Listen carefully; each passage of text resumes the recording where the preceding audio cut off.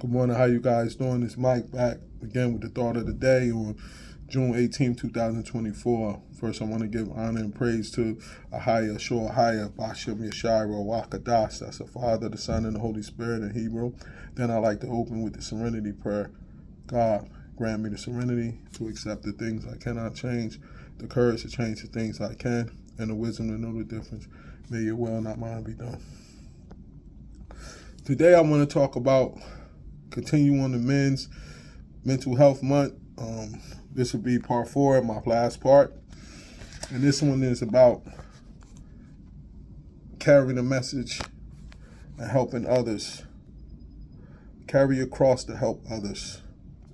So, when dealing with trauma and mental health, it leads to a lot of depression and things of that nature. So we went over the other things that you need to do in order to try to get out of it. One was find God and build your network, your supporting network.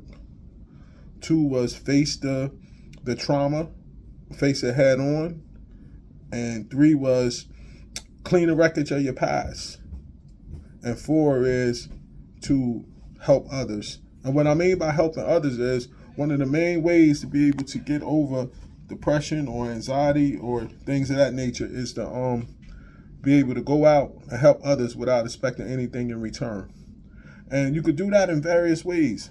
You could go out, you could volunteer with kids, you could volunteer at a church, you could do different activities because to help others, because what it does, it takes you out of yourself.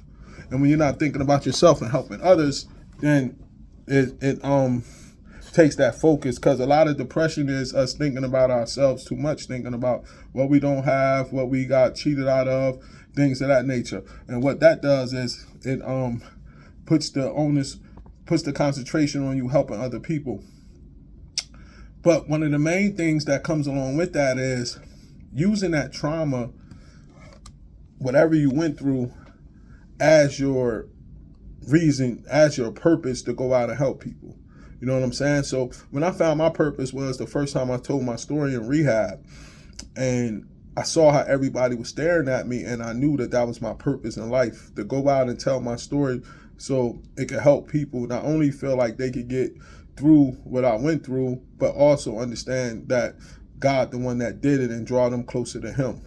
So whatever your trauma was, whatever you went through becomes your purpose on what you need to go speak on, what you need to go work on in terms of working with others. So if you went through some tragic things, if you went through being raped or being molested or being abandoned or being physically abused, things of that nature, if you became an alcoholic, an addict, a sexaholic, a person with a gambling problem, those are the things that you go out, carry that cross to help people with.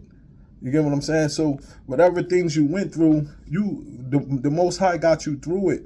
So that's your testimony. So in this last part, you have to go out and help people with those things that you went through. And that's where you're going to see the silver lining in all of the tragedy and the stuff that we encountered in our lives. You get what I'm saying? So understand that, because that's what he got you here for. That's what he helped you get through it for. That's what he got you through it for. So you to be able to go out and help others. You know what I'm saying? Like, that's why I won't do sobriety silent. I won't break anybody else's anonymity, but I don't have a problem with telling people that I'm in recovery, because that's the whole reason that he allowed me to be sober. So I could go out and help people by telling them my story. By telling them I went through that tragedy of my wife being murdered and being a suspect, by telling people all of that stuff. If I kept it in and didn't tell people how he got me sober and how he got me through that situation, I would be selfish. And if he would look at me like, I didn't get you through that for you to keep that to yourself. You get what I'm saying? So whatever you went through, whatever that he allowed you to get through, whatever thing that you struggle with that he got you over, it's your duty now to go out and help people with that very thing. And don't be afraid to be vulnerable, because people need to see vulnerability. This is Mike. Enjoy the rest of your day. Shalom.